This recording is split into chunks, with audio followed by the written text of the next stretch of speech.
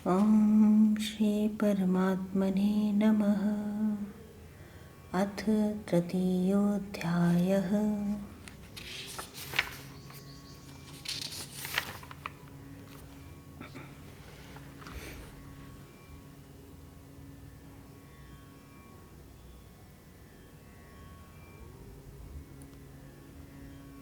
भगवान कहते हैं अर्जुन से, यज्ञ करो।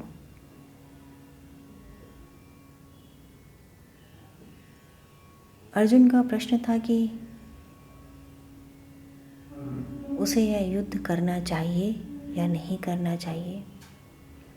क्यों भगवान उससे इस भयंकर कर्म को करने के लिए कह रहे हैं। भगवान श्री कृष्ण कहते हैं कि यज्ञ करो। तुम अपने संपूर्ण जीवन को यज्ञ में परिवर्तित कर दो, तो यह युद्ध न रहेगा। यह परमार्थ के लिए हो जाएगा। यह तुम्हारे सभी कर्मों का त्याग स्वरूप होगा, तो यह यज्ञ होगा। अपने स्वार्थ के लिए, अपने कामनाओं के लिए पूर्ति के लिए किया गया युद्ध होता है। किंतु यदि यही कार्य तुम परमार्थ के लिए कर रहे हो, उस विष्णु तत्व की तुष्टि के लिए कर रहे हो जो कण कण में विद्यमान है, तो यह यज्ञ होगा। यज्ञ क्या है? 9वें श्लोक में, हम 9वें श्लोक से बात कर रहे हैं, श्लोक 9 और 10। तो 9वें श्लोक में भगवान कहते हैं, यज्ञार्थात् कर्मण्यन्यत्र लोकोऽयं कर्म बन्धनः तदर्थं कर्म कौन्तेय मुक्त संग समाचर। यज्ञ के अतिरिक्त दूसरे कार्यों में लगा हुआ यह मनुष्य समुदाय कर्मों से बंध जाता है। तो इसलिए हे अर्जुन, तुम आसक्ति रहित होकर, संग रहित होकर कर्म करो। कर्ता भाव से ना करो। तुम उस कर्म को इस प्रकार करो कि वह यज्ञ समान हो। यज्ञ ही विष्णु है। उसके लिए, उस विष्णु के लिए जो भी कार्य किया जाए वह यज्ञार्थ कर्म है। और उसके अतिरिक्त जिस भी कार्य को यह जीव करता है तो वह बंधन स्वरूप बन जाता है। सह यज्ञा प्रजा सृष्ट्वा पुरोवाच प्रजापतिः अनेन प्रसविष्यध्वमेष वो त्विष्ट काम दुख। तो जब भगवान ने, प्रजापति ने कल्प के आदि में प्रजाओं को रचा, तो यज्ञ को साथ दिया, जिससे कि उस यज्ञ के द्वारा वह प्रजा वृद्धि को प्राप्त हो। यज्ञ के देवताओं को तुम तुष्ट करो और वह देवता तुम्हें तुष्ट करें। इस प्रकार साथ साथ काम करते हुए तुम दोनों तुष्टि को प्राप्त हो। तो वृद्धि के लिए जो आवश्यक था वह साथ दिया भगवान ने। जैसे कि एक छोटा बच्चा है और उसकी यदि माँ नहीं है तो उसका पालन पोषण कैसे होता है। गाय के दूध पर उसका पालन पोषण होता है। ठीक इसी प्रकार भगवान से जीव पृथक हो गया तो अब उसका पालन पोषण कैसे हो। तो इंद्रियों का दोहन होता है। कहाँ? आंतरिक यज्ञ के द्वारा। भगवान श्री कृष्ण भगवत गीता में आंतरिक यज्ञ, आध्यात्मिक यज्ञ की बात कर रहे हैं। यह बात उन्होंने स्पष्ट कर दी 4 अध्याय में, जहाँ अनेक यज्ञों का वर्णन करते हुए उन्होंने यह दिखाया कि जीवन को ही यज्ञ बना दो। इस संपूर्ण सृष्टि को वेदशाला बना दो और अपने चक्रों के अंदर आहुतियाँ प्रदान करो। चक्र ध्यान के द्वारा प्राण को अपान में मिलाते हुए, अपान को प्राण में मिलाते हुए आदि अनेक प्रकार से जब तुम साधनाएं करते हो तो एक तेज उत्पन्न होता है, वह तेज ही अग्नि है। और उस अग्नि में अपनी कामनाओं को, इच्छाओं को आहुति स्वरूप बनाकर उन देवताओं को समर्पित कर दो जिनकी पुष्टि होती है इस यज्ञ के द्वारा। और वह देवता क्या है? वह ऊर्जाएं हैं उस ईश्वर की, उस संपूर्ण भगवान की, जो तुम्हें उससे मिलाने के लिए कार्य करती हैं। तो अपने ही शरीर के अंदर सप्त चक्रों के माध्यम से तुम उस यज्ञ को करते हो। नीचे वाले 3 चक्र जब उन्नत होते हैं तो भौतिक सुख सुविधाएं, दैहिक और भौतिक सुख सुविधाओं की प्राप्ति होती है, पुण्य कर्म जागृत होते हैं। इससे ऊपर के चक्रों पर अनुसंधान करने से देवता और अन्य उच्च लोगों की प्राप्ति होती है। छठे चक्र तक पहुँचते पहुँचते आज्ञा चक्र तक ज्ञान अवतरित हो जाता है, विवेक अवतरित हो जाता है।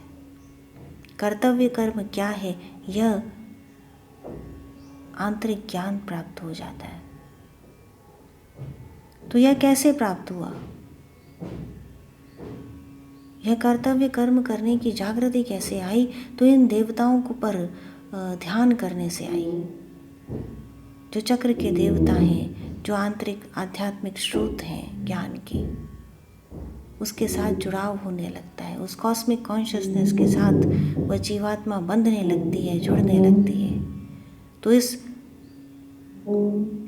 मॉर्टल संसार के साथ, इस इम्परमानेंट वर्ल्ड के साथ संपर्क छूटने लगता है। असंगोहम असंगोहम असंगोहम पुनः पुनः सच्चिदानंद स्वरूपोहम असंगोहम अव्ययः। असंग भाव में स्थापित होते हुए संसार रूपी वृक्ष को काटते हुए जीवात्मा उस परमात्मा स्वरूप के साथ एकाकार होने लगती है। यही यज्ञ की पराकाष्ठा है। तो इस आंतरिक यज्ञ की बात कर रहे हैं भगवान। और यह आंतरिक यज्ञ बाह्य यज्ञ में किस प्रकार परिणत होता है कि आप परमार्थ के लिए काम करते हैं। मैं दूसरों को सिखा सकूं, यहाँ मैं पहले, और जिसे आवश्यकता हो, जो जानना चाहता है वह जान सके, यहाँ वह पहले है।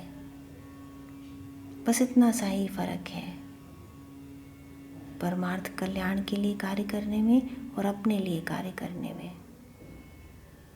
तो यह परमार्थ भावना उदित होने लगती है, जीव में जागृति आने लगती है और संतोष धन मिलने लगता है।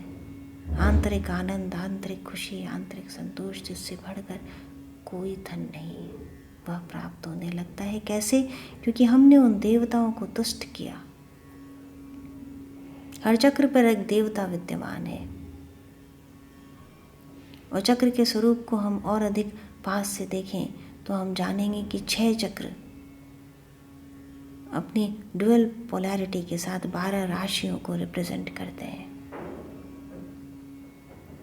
तो बाहरी ग्रहों को शांत करने की कोशिश करते हैं लोग, कभी अंगूठियों के माध्यम से, कभी किसी पूजा पाठ के माध्यम से।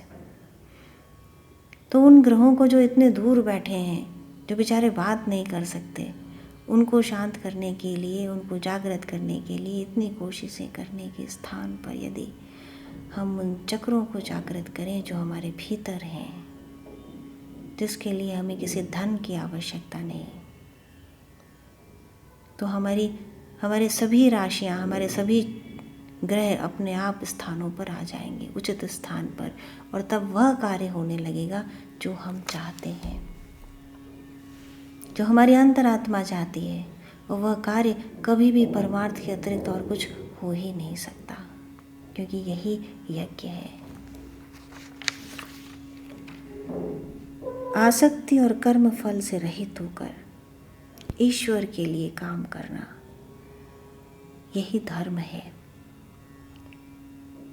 आध्यात्मिक अग्नि में कामनाओं और अंत में कर्म को भी समाहित कर देना, यही यज्ञ स्वरूप त्याग है। हम ऐसी कौन सी बुद्धि को विकसित करें जो हमें जागृति लाए, यह प्रश्न होता है। हम ऐसे कौन से कार्य करें जो हमें संसार रूपी बंधन से छुटकारा दिला दे, जो हम ऐसे कौन से काम करें जो उचित हैं। तो देखिए, इस उचित अनुचित को आपके अंदर का सत्य, आपके अंदर का ईश्वर सदैव जानता है, लेकिन उससे मुंह फेर कर बैठे होते हैं हम, क्योंकि उसी में हमें आनंद मिलता है, किंतु यह सच्चा सुख नहीं। एक बात बताइए, कभी भी आप जब स्वयं के लिए काम करते हैं तो क्या उसमें तनाव नहीं होता? कितना भी पा जाएं, क्या उसमें पूर्ण संतोष आता है? जो मिलता है वो कुछ दिन बाद कम लगने लगता है, उससे अधिक की आकांक्षा होने लगती है। तो मिलने के पहले भी तनाव कि मुझे मिलेगा या नहीं, उस तरह मिलेगा या नहीं जैसे मैं चाहता हूँ, और मिल जाता है तब भी तनाव कि कहीं चला न जाए, और मिलने के बाद इसका तनाव कि अब और चाहिए या दूसरे के पास इससे अधिक है। हर वस्तु के लिए, हर प्रतिष्ठा के लिए, हर मान के लिए, हर पद के लिए यह सच्चाई है सार्वभौमिक। पर यदि आप कार्य दूसरे के लिए कर रहे हैं, यदि आपका मैं वहाँ है ही नहीं, तो छोटा सा भी काम बहुत सुख देता है। तो रोता हुआ बच्चा यदि सड़क पे मिल जाता है कि मुझे केक खाना है, और आप उसे एक 40-50 रुपए की पेस्ट्री खरीद के दे देते हैं, कितना प्यारा लगेगा वो दिन आपको। उस रुपए से आपने जो संतोष खरीद लिया, उस छोटे से कर्म से जो आपने पुण्य जमा कर लिया, वो आपके मार्ग में रोशनी बिखेर देगा, और यही यज्ञ है। तो हे अर्जुन, तुम यज्ञ के लिए काम करो, क्योंकि जब मैंने तुम्हें बनाया तो साथ में यज्ञ दे के भेजा, तो यज्ञ के देवताओं को पुष्ट करना आवश्यक है। केवल अपने लिए खाने वाले को चोर कहते हैं, ऐसा भगवान बताते हैं आगे के श्लोक में, कि जो स्वयं ही भोगता है और ऋणों को पूरा नहीं करता, यज्ञ के द्वारा बढ़ाए गए देवताओं को उनका इच्छित भोग नहीं देता, तो उसे चोर कहते हैं। कि जब आप आंतरिक प्रयास करने लगते हैं, अनुसंधान करने लगते हैं किसी भी विद्या के माध्यम से, चाहे वह मंत्र हो, रेकी हो, साधना हो, क्रिया योग हो, तो सिद्धियां प्राप्त होने लगती हैं, कार्य संभव होने लग जाते हैं। और तब यदि आप ऋणों की पूर्ति नहीं करते, पितृ ऋण, देव ऋण, अतिथि ऋण, जीव ऋण, ब्रह्म और देवों के लिए आप कार्य नहीं करते, तो आप उस यज्ञ से प्राप्त भोग को स्वयं ही खा रहे हो। तो भगवान ने आपको चोर कहा है। ऐसी स्थिति में उस व्यक्ति को चोर कहा है जो उन ऋणों को पूरा नहीं कर रहा। कि भूखे को भोजन कराना आपका कर्तव्य है। यदि आपके द्वार पर कोई व्यक्ति आता है जिसे भूख लगी, तो भोजन अवश्य कराएं। यदि आप जानते हैं कि कहीं पर भूखे लोग हैं, तो उन्हें भोजन कराना आपका कर्तव्य है। चींटियों को दाना डालना, मछली को दाना डालिए, चिड़ियों को पानी दीजिए। उस जीव के अंदर विद्यमान उस ईश्वर तत्व को देखिए, यह जीव यज्ञ है। स्वाध्याय करें, अपनी अंतरात्मा के लिए कार्य करें, उसकी पुष्टि के लिए कार्य करें, देवताओं की पुष्टि के लिए कार्य करें। देवता क्या है? उस ईश्वर की, उस भगवान की ऊर्जाएं हैं, अलग अलग रूप में, घनीभूत रूप में सामने आती हैं। यह देव यज्ञ है। इस संपूर्ण सृष्टि को ब्रह्म यज्ञ बना दे, जहाँ प्रत्येक कार्य यज्ञ बन जाता है। ब्रह्म ही आहुति, ब्रह्म की ही समिधा, ब्रह्म की वेदशाला, ब्रह्म ही जहाँ यजमान है वही भोक्ता करता। तो इस प्रकार यज्ञ को करते हुए इस जीवन को ही, संपूर्ण जीवन को ही यज्ञशाला बना देना, और तब देखिए कि प्रत्येक कार्य कैसे सुंदर हो जाता है। तो इस प्रकार भगवान ने अर्जुन के युद्ध को यज्ञ बना दिया कि अब तुम्हारे छोड़े गए प्रत्येक तीर यज्ञ में दी गई आहुतियां हैं। तो तुम किसी का संहार कर नहीं रहे अर्जुन, क्योंकि उन्हें तो मैं पहले ही मार चुका हूँ। तुम केवल अपने कर्तव्य की पूर्ति कर रहे हो, अपने क्षत्रिय धर्म का पालन कर रहे हो।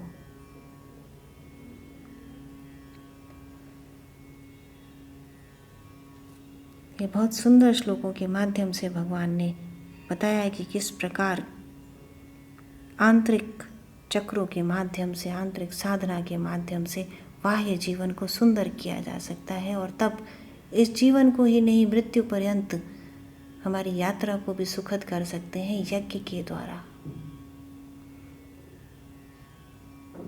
तो भौतिक सुखों को प्राप्त करते हुए, पुण्य फल को भोगते हुए, और तब आगे की सीढ़ी में, आगे के जीवन में प्रवेश करता है जीवात्मा, जहाँ उसे यह ज्ञान होता है कि नहीं, पुण्य फल भी हमारे लिए कर्म बंधन है। तब उसकी प्रत्येक सांस में ईश्वर का नाम होता है, प्रत्येक कार्य में परमार्थ की भावना होती है, और तब एक दिन शनै शनै आगे बढ़ता हुआ वह जीव परमात्मा में लीन हो जाता है। यहाँ उसके सभी कार्य तिरोहित हो जाते हैं, निर्विकल्प समाधि आ जाती है, और अपनी यात्रा को समाप्त करता हुआ जीव ईश्वर में अपना स्थान बना लेता है।